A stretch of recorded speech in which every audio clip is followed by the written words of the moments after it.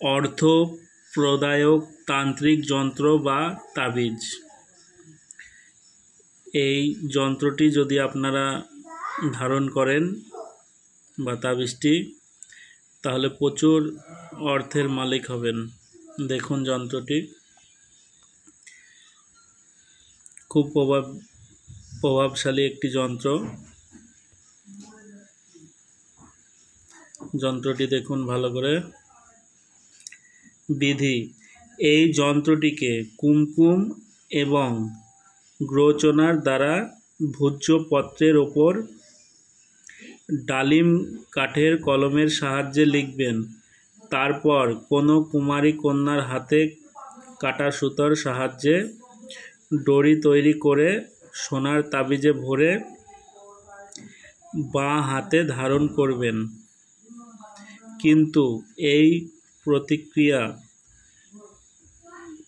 করার পূর্বে 3 দিন পর্যন্ত প্রাতঃ সন্ধ্যায় ভগবান পার্শ্বনাথের অর্থাৎ শিবের প্রতিমার সামনে যন্ত্রটিকে রেখে নিম্নলিখিত মন্ত্র একমালা অর্থাৎ 108 বার জপ করবেন। অবশ্যই এই তাবিজটি ধারণ করবেন। জপ করার পরে ধনধান্যে এবং স্ত্রী লক্ষ্মী লাভ হয়। মন্ত্রটি দেখুন: ওং রিং শ্রীং হর হর স্বাহা। মন্ত্রটি ওং হ্রিং শ্রীং হর হর স্বাহা। দেখুন ভালো করে যন্ত্রটি খুব প্রভাবশালী একটি যন্ত্র, তান্ত্রিক যন্ত্র বা তাবিজ।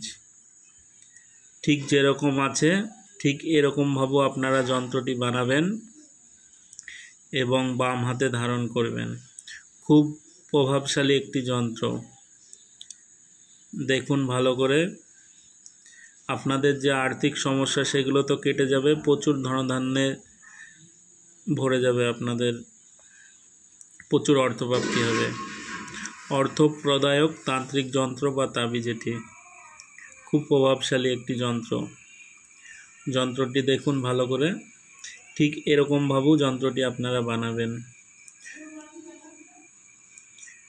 যদি কুমকুম এবং গ্রোচনা যদি আপনারা না পান ভূজ্যপত্র, তাহলে সাদা একটা কাগজ নেবেন এবং লাল পেন, মানে লাল কালি হবে পেনটার দিয়ে, সেই লাল কালির দ্বারা আপনারা এই যন্ত্রটি অঙ্কন করতে পারেন। সাদা কাগজ এবং লাল পেন দিয়ে, লাল কালি। অর্থ প্রদায়ক তান্ত্রিক যন্ত্র বা তাবিজ খুব প্রভাবশালী এই যন্ত্রটি। অনেকে করেছে, উপকৃত হয়েছে এবং আপনারাও করে দেখতে পারেন, নিশ্চিত উপকৃত হবেন আপনারা।